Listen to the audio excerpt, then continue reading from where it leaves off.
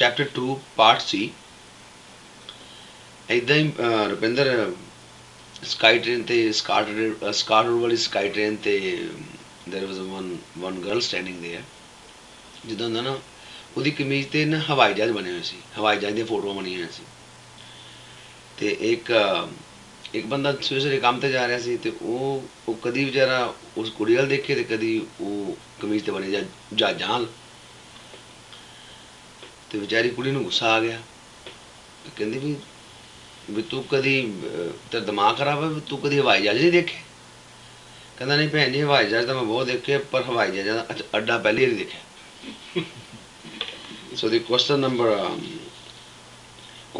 31, it continues from the question number 4. We go to 31. Which of the following is not one of the powers and duties of the Real Estate Council? To provide advanced training for agent and licensee on a voluntary basis, that's true. To issue and renew licenses, that's true. To supervise the educational qualification of agents, that's true. To enforce the code of ethics, that's false. That is done by board. So it's number 4. Then we go to question number 34. Section 39 of the Real Estate Act imposes certain requirements on licensees acting on behalf of a vendor in the sale of a business. So find out the true statement. So the required statement must be dated and signed by the purchaser of his authorized agent.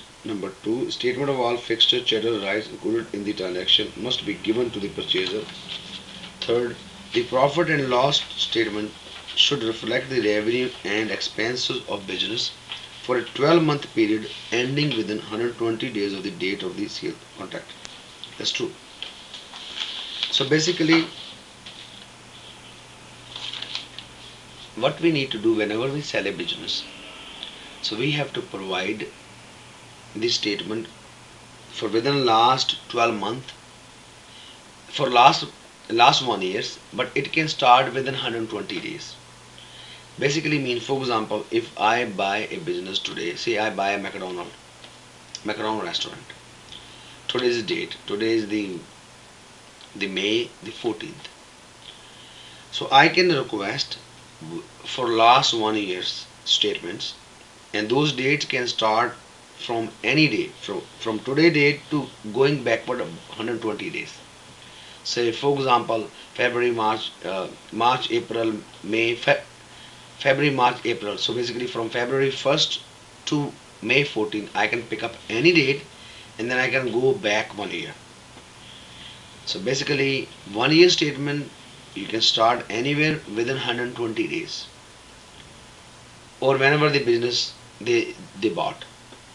So remember that. So answer is third. And then we go to the question number 5. Once a disclosure statement for a subdivision has been filed with the superintendent, every purchaser who has received a disclosure statement shall be bound to have relied independent upon the representation made therein. Bottom line is, whenever you sign the document, always read. If you don't read, whether you have read it or not read it, that is enforceable, and that's very important. So it's number third. Answer number is third. Whether or not he has read the disclosure statement. So make sure you read. Otherwise you will repent later. So the answer is third. So we go to the question number 6. An agent must maintain at least one account in a bank, trust company or credit union designated as a trust account, into which he must put upon receipt all money received for or on behalf of a client. The Real Estate Act only permits him to withdraw money from such an account under certain circumstances. Which one of the following is not one of them? So basically each company has a trust account, and trust account we have to maintain it, where the money goes in on behalf of the clients, and you can only take the money on behalf of the clients. You can't take the money out for your personal expenses. So they're asking for a false answer. So which is number 4. Money required for payment of an agent's business expense. So basically, agent cannot use the trust account for his own personal business expenses. So what he can use for? Number one, money paid to or behalf of a client from fund which have been deposited. So money can be only used for on behalf of a client. Number two, money required for payment to the agent for on account of services rendered or disbursement made on behalf of a client from money belonging to the client. From the trust account, only money goes to the lawyer, money goes to the registered company for their services, money goes to the notary, and third, money paid into trust account by mistake. You can also take the money if it's gone in by mistake. So number 4 is the answer. You can't use it for business purposes. And question number 16. Which statute require that an agent keep at least one trust account in a bank or trust company? So which law requires? So the Real Estate Act requires, which is number 1.